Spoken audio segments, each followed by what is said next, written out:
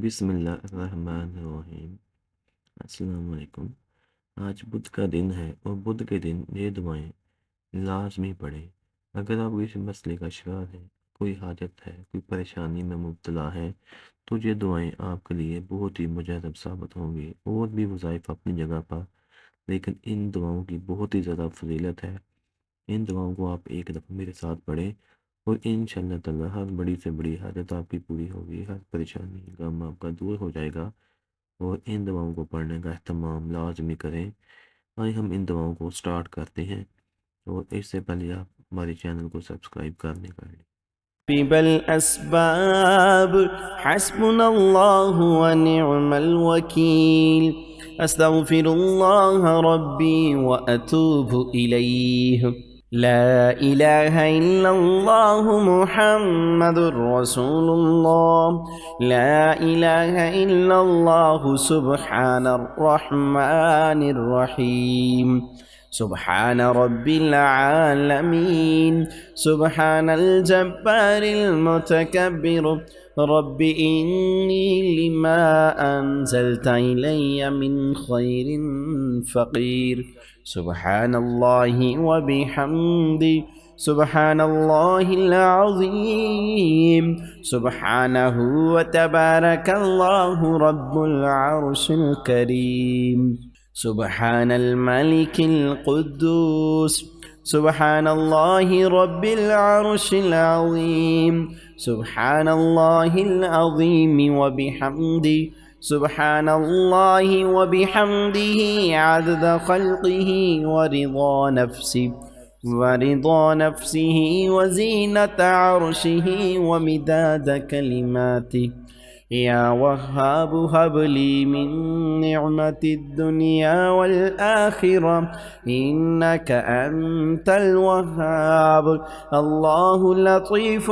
بعباده يرزق من يشاء وهو القوي العزيز يا حي يا قيوم يا حي لا يموت يا حي لا إله إلا أنت يا ذا الجلال والإكرام يا أرحم الراحمين لا إله إلا الله الحليم الكريم الحمد لله رب العالمين أسألك موجبات رحمتك وعزائم مغفرتك والغنيمة من كل بر والسلامة من كل إثم لا تدع لي ذنبا إلا غفرته ولا هما إلا فرجته ولا حاجة هي لك رضا إلا قضيتها يا أرحم الراحمين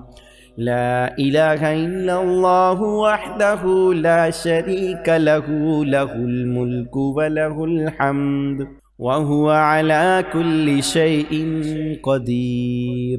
لا حول ولا قوة إلا بالله سبحان الله والحمد لله ولا إله إلا الله والله أكبر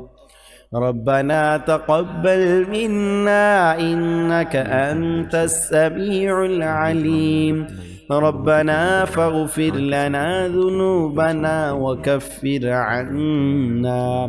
وكفر عنا سيئاتنا وتوفنا مع الأبرار أستغفر الله صلى الله عليك يا نور يا حي يا قيوم برحمتك أستغيث رب اغفر وارحم وأنت خير الراحمين رب اغفر لي ذنوبي